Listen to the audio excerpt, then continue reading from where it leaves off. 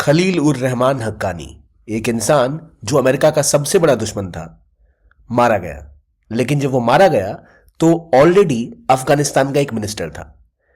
और ये network, Haqqani network, एक ऐसा नेटवर्क जिसके दम पर पाकिस्तानी आर्मी भारत को धमकियां दिया करती थी। एक ऐसा नेटवर्क जिसके लड़ाके दुनिया में सबसे स्ट्रांगेस्ट फाइटर्स में से एक कहे जाते हैं। एक ऐसा ग्रुप जो तालिबान के अंदर होते हुए भी तालिबान के बाहर था। और कैसे एक लीडर जिसके मरने के बाद तालिबान में एक फूट पड़ती दिख रही है। आखिर क्या है हक्कानी नेटवर्क, कैसे ये तालिबान से डिफरेंट है, क्या है इसका पाकिस्तान कनेक्शन, और कैसे ये नेटवर्क भारत के लिए या दुनिया के लिए एक सिक्योरिटी थ्रेट था, और आखिर क्यों अब इसके एक लीडर के मौत के बाद अचानक टूटने लगा है तालिबान। क्या ये सच्चाई है कि वो टूट रहे हैं या ये सिर्फ कुछ समय की बातें हैं। तो हुआ क्या है, अफगानिस्तान में एक धमाका होता है। उस धमाके में तालिबान के एक मिनिस्टर की मौत होती है, मिनिस्टर फॉर रिफ्यूजीज खलील उर रहमान हक्कानी। अफगानिस्तान में बम धमाके होने आम बात है, पर वो बम धमाका टारगेट करता है हक्कानी नेटवर्क के एक बड़े लीडर को। अब आप पहले बोलेंगे ये हक्कानी नेटवर्क तो तालिबान का पार्ट ही है ना। हाँ, ये तालिबान का पार्ट है, लेकिन हक्कानी नेटवर्क सबसे स्ट्रांग कैसे बना और क्यों आखिरकार हक्कानी नेटवर्क के एक बड़े इंसान की मौत के पीछे तालिबान के किसी और ग्रुप का हाथ भी हो सकता है, ये जानने के लिए आपको समझनी पड़ेगी पूरी कहानी कि क्यों इस असैसिनेशन के बाद तालिबान के एकता के ऊपर सवाल उठने खड़े हो गए हैं। अलग अलग ट्राइबल ग्रुप्स जो हक्कानी नेटवर्क के दुश्मन या फिर उससे डिसएग्रीमेंट रखते हैं, उनके बीच विवाद शुरू हो गया है। यह समझते हैं पूरी कहानी के साथ। सबसे पहले यह जानिए जिनकी मौत हुई उनका नाम है खलील उर रहमान हक्कानी। और सबसे बड़ा नाम जो हक्कानी नेटवर्क में अभी मिनिस्टर लेवल पे है, उनमें से एक नाम यह था। असल में जब से तालिबान की सरकार वहां बनी है तो लगभग 33 मैन, अलग अलग तालिबानी लीडर्स वहां पर मिनिस्ट्री संभालते हैं। और उनमें कई इंपॉर्टेंट लीडर्स होते हैं, जैसे मौलाना हबीबुल्लाह अखुंदाजा और अखुंदाजा ग्रुप के अलग अलग मेंबर्स। इनकी डोमिनेशन तालिबान पे ज्यादा है। लेकिन ये दूसरा ग्रुप हक्कानी क्यों इतना प्रोमिनेंट है, इसको जानने के लिए ना पहले एक मैप पे आइए, जहां आपको ये जानना पड़ेगा कि क्यों काबुल में हक्कानी नेटवर्क को किंग मेकर कहा जाता है।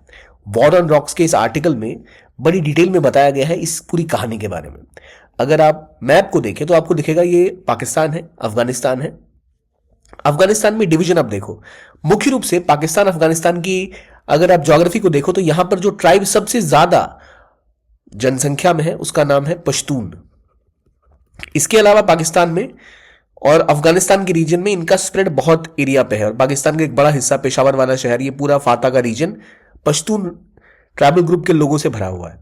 ये ट्राइबल ग्रुप पश्तून है, लेकिन अगर आप इस्लाम की बात करें तो सुन्नी मुस्लिम्स मेजरली आप इनको कंसिडर कर सकते हैं। अब इसके अलावा यहां पर तजिक ग्रुप्स भी हैं, उज़्बेक भी है, हजारा भी हैं। और क्योंकि अफगानिस्तान पाकिस्तान का करीबी इलाका है तो खास तौर पे पाकिस्तान के सटे बॉर्डर के आसपास यहां पर एक नेटवर्क है जो काफी स्ट्रांग है, जो हक्कानी नेटवर्क है। यानी वो ग्रुप ऑफ पीपल या ग्रुप, पॉलिटिकल ग्रुप या आप मिलिटेंट ग्रुप कह सकते हैं या वॉर ग्रुप कह सकते हैं, इसका नाम हक्कानी है। और इनका सबसे बड़ा गढ़ है पाकिस्तान के पाख्तिया कोस्ट प्रोविंस में। और इन तीनों को मिलाकर लोया पख्तिया कहा जाता है। लोया पख्तिया वो रीजन है जहां से हक्कानों का नेटवर्क स्टार्ट होता है, जहां से हक्कान अपने आप को बिल्ड करना शुरू करते हैं। कहानी असल में यह है कि पाकिस्तान अफगानिस्तान बॉर्डर की कि पहले 1970s के आसपास एक रूलर यहां पे रूल करने आते हैं। 1973 का एक कू जिसमें दाऊद खान कंट्रोल करने आते हैं अफगानिस्तान को। दाऊद खान का कंट्रोल जैसे ही अफगानिस्तान पे बढ़ता है 1973 के साल में, सबसे पहला काम वो करते हैं कि यहां आसपास की ट्राइब्स, बलूचीज को, पश्तून्स को, इवन हजारास को वो सहारा देना शुरू करते हैं। और बलूचियों को अगर आप समर्थन करेंगे तो वो सीधा सीधा पाकिस्तान के लिए नुकसानदायक हो सकता है। इसलिए पाकिस्तान ने अपने इस बलूचिस्तान इलाके को प्रोटेक्ट करने के लिए, जो जिनकी आजादी बलूची लोग मांग रहे थे और अफगानिस्तान से अगर सपोर्ट मिलेगा बलूची ट्राइब्स को तो इनके लिए खतरनाक हो सकता था, इन्होंने एक एजेंडा स्टार्ट किया कि भाई दाऊद खान की सरकार के खिलाफ हम लड़ेंगे। और डायरेक्टली लड़ने के बजाय उन्होंने हक्कानी लीडर्स को ट्रेनिंग देना स्टार्ट किया। Pakistani intelligence services, Pakistani groups यहां पर खड़े होने स्टार्ट हुए। जैसे ही उन्होंने हक्कानियों के साथ थोड़ी सी इस रीजन में ब्रांड बिल्डिंग या उन्हें आर्म करना शुरू किया, उसके 2 सालों बाद ही यूएसएसआर इन्वेड कर देती है अफगानिस्तान के अंदर। यूएसएसआर का इन्वेजन का मतलब होता है ये पूरा इलाका यूएसएसआर के कंट्रोल में या उनके इन्फ्लुएंस में आ गया। ये असल में पाकिस्तान के लिए एक आशीर्वाद बन गया है, एक बूम बन गया है। क्योंकि अमेरिका ने इसके बाद पैसे भेजने शुरू किए पाकिस्तान को और पाकिस्तानी आर्मी को यूएसएसआर से लड़ने के लिए, और वहीं पर मुजाहिदीन की फोर्स खड़ी होनी स्टार्ट हुई। जब ये मुजाहिदीन की फोर्स पूरे अफगानिस्तान में खड़ी हो रही थी, जिनका काम था कम्युनिज्म से लड़ना, यूएसएसआर से लड़ना, इनको ट्रेन कर रही थी पाकिस्तान आर्मी, आईएसआई, सीआईए, और इनका एक मेजर पाकिस्तान सीआईए आईएसआई का एक मेजर जो इसमें प्लेयर था वो था हक्कानी नेटवर्क, हक्कानी ग्रुप्स के बड़े बड़े लीडर्स। तो असल में हक्कानी ग्रुप कहां रहता है, किस इलाके के आसपास हक्कान लोग ज्यादा रहते हैं, तो ये आपको कंधार के इधर इस रीजन में दिखेगा, काबुल के पास। और ये दूसरा इलाका है जहां पर रहते हैं दुर्रानी। तो दुर्रानी और हक्कानी असल में दो बहुत बड़े पावरफुल नेटवर्क्स हैं, बड़े ग्रुप्स हैं, जो कि तालिबान है, दोनों ही तालिबान का पार्ट है आज के टाइम में भी, और पहले भी जब तालिबान बना उससे पहले भी ये दोनों ग्रुप एक्टिव थे।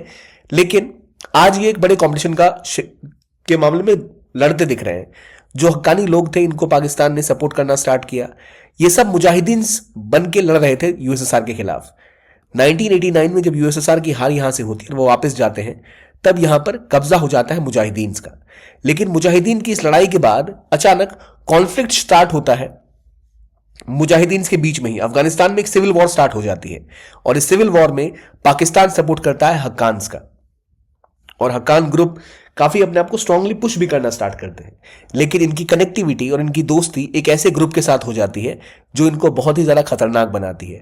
हक्कानी ग्रुप हमेशा से ही अलकायदा के लीडर्स के काफी करीब था, क्योंकि हक्कान ग्रुप एक ऐसा ग्रुप था जो लगातार प्राइमरीली अरब फाइटर्स को भी हायर करता था, अरब लड़ाकों को भी अपने साथ रखता था, और यूएई से पैसा लेना हो, अरबों से पैसा लेना हो, इन सब में माहिर था। और एक शख्स जो इस सब को लीड किया करता था, और वो शख्स सबसे इंपॉर्टेंट था इन सब के पीछे, जो आपको यहां दिख रहा है, जिसका नाम है जलालुद्दीन हक्कानी। जलालुद्दीन हक्कानी एक समय में अमेरिका में और सीआईए की नजरों में एक बहुत बड़ा फाइटर माना जाता था, क्योंकि इसने कई सारे यूएसएसआर के लड़ाकों को मार गिराया था। जलालुद्दीन हक्कानी की कहानियां सीआईए ने दुनिया भर में फैलाई थी कि कैसे जलालुद्दीन हक्कानी एक बहुत ही बड़ा फाइटर है और एक ऐसा मुजाहिद था जिसने कि लीड किया था मुजाहिदीन स्ट्रगल को अगेंस्ट। इनका भी समय हटा और इनका बेटा सिराजुद्दीन फिर लीडर बना हक्कानी नेटवर्क का।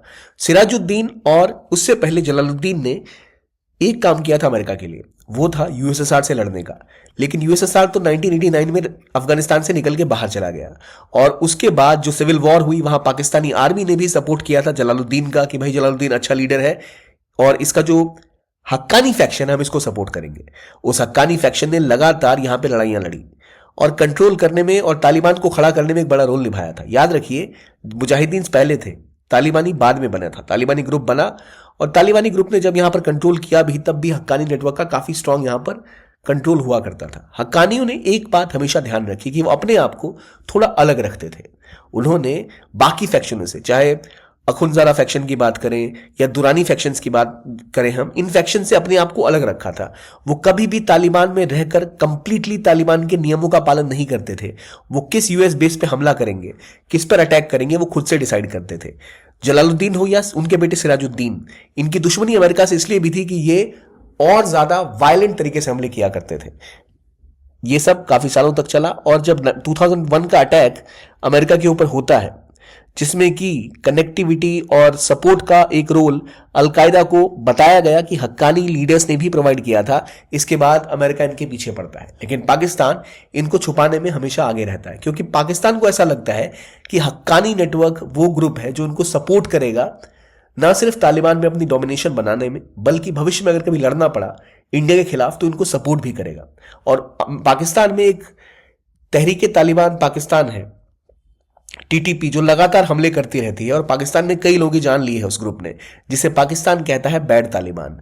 पाकिस्तान ये सोचता था कि हक्कानी नेटवर्क के साथ उसकी करीबियां और हक्कानी नेटवर्क की स्ट्रेंथ का फायदा उठा के आईएसआई बैड तालिबान को कंट्रोल करेगा। यानी टीटीपी का जो फैक्शन है तालिबान के अंदर, जो कि पाकिस्तान में हमले करता है, उसको कंट्रोल करने के लिए पाकिस्तानी आर्मी ने खुल के सपोर्ट करना शुरू किया हक्कानीज का।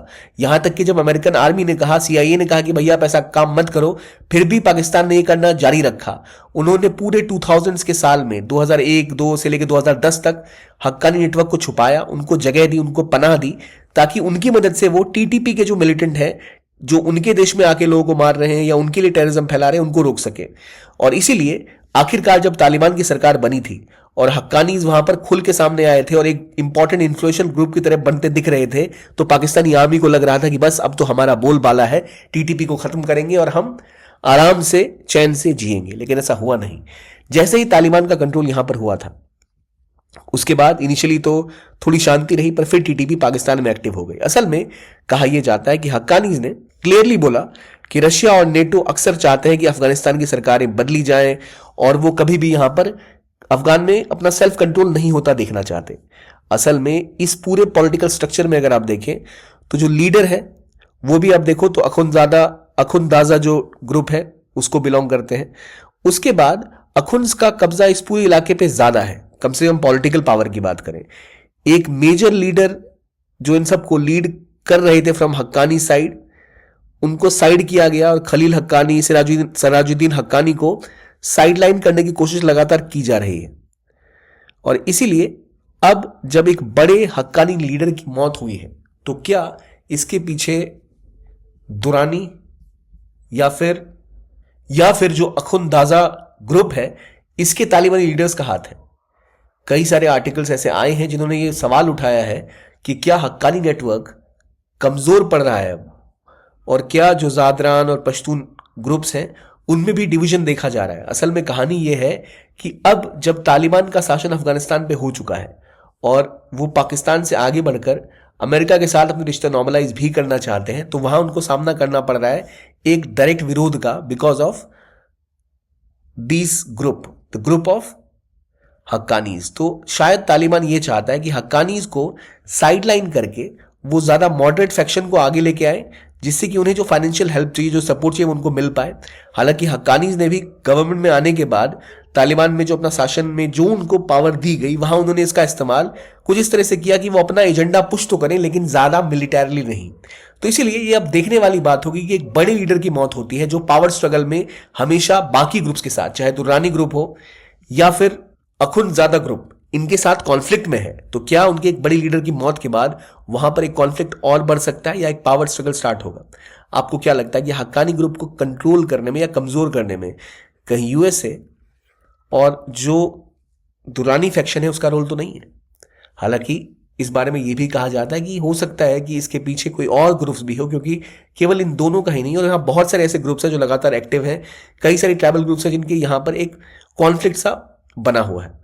और हक्कानी ग्रुप खासतौर पे, जैसे मैंने आपको पहले बताया, बहुत ज्यादा प्रचलित है कि सबसे खतरनाक ग्रुप है। लेकिन इसके अलावा भी जो बरादर ग्रुप है इसके ऊपर भी सवाल उठ रहे हैं, जो हनाफी ग्रुप है इसके ऊपर भी सवाल उठ रहे हैं। तो ऐसे कई सारे तालिबानी फैक्शंस हैं जो कि अलग अलग रीजन में अपना डोमिनेशन स्टैब्लिश करते हैं, और यहां कॉन्फ्लिक्ट इन सब के बीच में है। आगे क्या होगा ये तो आने वाला समय बताएगा, पर एक बड़े लीडर की मौत, वो भी जिसने हाल में ही अमेरिका और रशिया के खिलाफ स्टेटमेंट दी है, और वो भी एक ब्लास्ट से सवाल उठाता है कि अब क्या चीजें बदल जाएंगी अफगानिस्तान में और तालिबान में। ये था आज का वीडियो। कमेंट सेक्शन में बताइए आपको क्या लगता है। देखने के लिए बहुत बहुत धन्यवाद। Keep on watching only IAS and have a nice day.